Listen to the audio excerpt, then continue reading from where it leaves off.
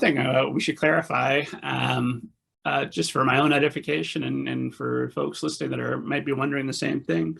What's the difference between a book designer and then an actual content creator? Because I would feel like if you're designing, you're having some input. Where does the line come down where you can't cross when you're the designer versus now when you're? It looks like you did almost everything on the sisters. Well, so the way it works, that's a fantastic question. And it's actually, yeah, it's really good to draw the line. So when you work as a book designer, publishing houses have art directors, designers, graphic designers. What they do is essentially put your whole book together. So usually what happens, not usually, but in many cases, an editor will acquire a manuscript. Let's say we're doing a picture book. So they would acquire a manuscript from an author, and then they would hire an illustrator to illustrate the book.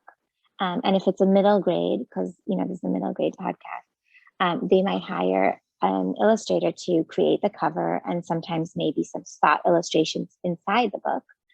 And then all of that's what I'm calling the content. And so all of that will come into the publisher. The editor, will edit, they'll put it all together, but then the designer ultimately will put all of that together to create the final book that you are holding. Now, there's actually a lot of people involved, obviously, making the book. So, but the designer will lay it out. They'll put all the type together. They'll put all the, set all of the text in place, but also sometimes help the illustrator think of like what the cover will look like. They'll put the title on the cover. And then once they design everything, that will go to production. And then, production handles like the actual printing. So that's not the designer. So that's just quickly like an overview of what it would look like. So as a designer, I was getting manuscripts, and I was working with illustrators, and then I would just sort of, start from scratch, open a blank file and place the words. I would, choose the fonts. Children's books have, particular fonts, but it also really depends on like the mood and tone of the specific book. Is it a funny book? Is it a more like sensitive book? What is, what's the story being told? Like that all informs like the kind of colors and fonts and layout that I'm going to use. But I was getting illustrations from other illustrators, and I was getting words from other authors, and I was putting them together into a beautiful package.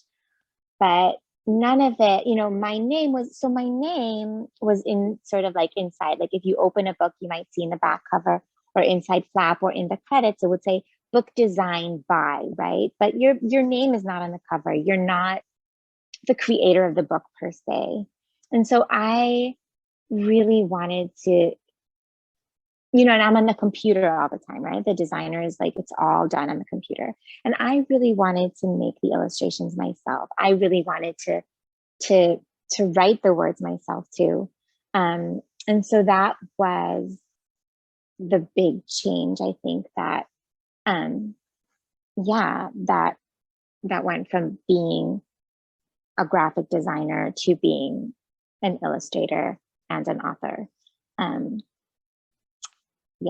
So, and of course you could be all those things. So now when I make books, I am not there is always a designer or an art director that I work with at the publisher, because, that's a lot to design the whole book, and that's not my title. But because I have this background in design, and it's very important to me what my final book looks like, because I'm, a visual person, I'm an illustrator and designer, I always like have a lot of input. And I hope I don't make my designer's life too hard, because I'm like, oh, I want the font to look a certain way. And, when I submit my work, a lot of times there's some design in it. So that informs a lot of like the tone that I want the publisher to take. But ultimately it is a collaboration.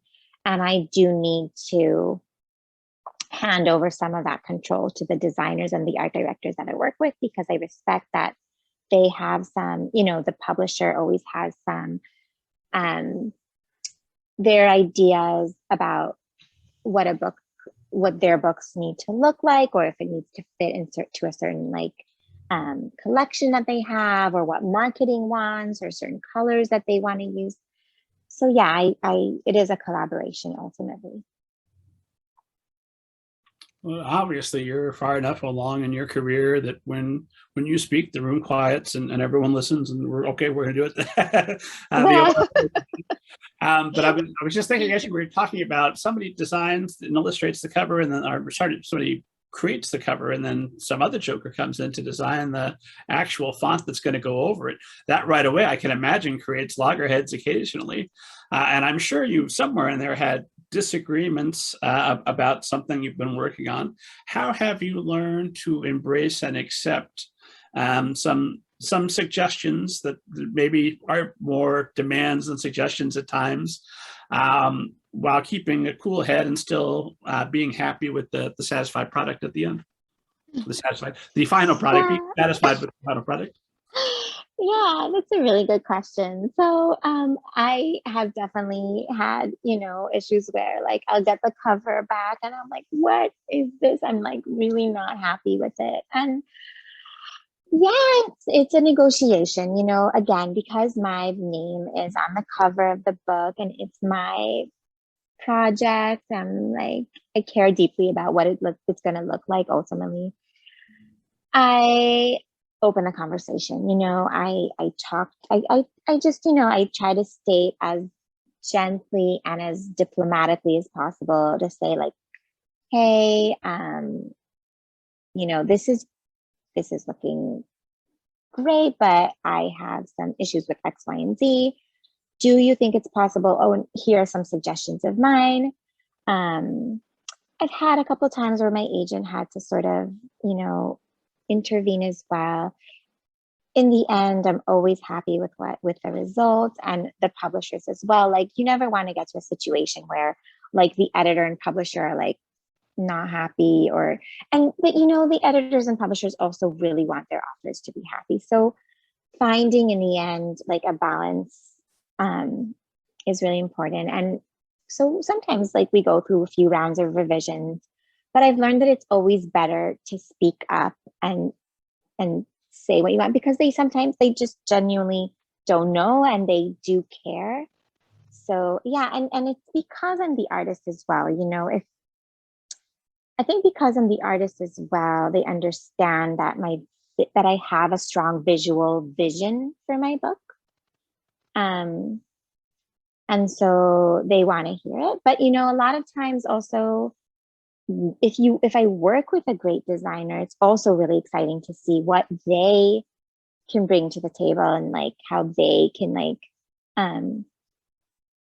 sometimes make it stronger. So and I think that definitely was the case with like my more adult book is called The Illustrated Feminist, and that came out last year, and that cover was definitely a collaboration with the publisher, and I think that ultimately it was the right direction to go, even though it wasn't necessarily like what I first thought it would be, but I'm ultimately happy with that. And with Sisters too, you know, they really, it was definitely a collaboration, and I think the result is I'm really happy with it. But yeah, we definitely went through several rounds of iterations until we reached the final hard back cover that you will see available soon. And it's already available for pre-order if this is, but yeah, in November it will be out.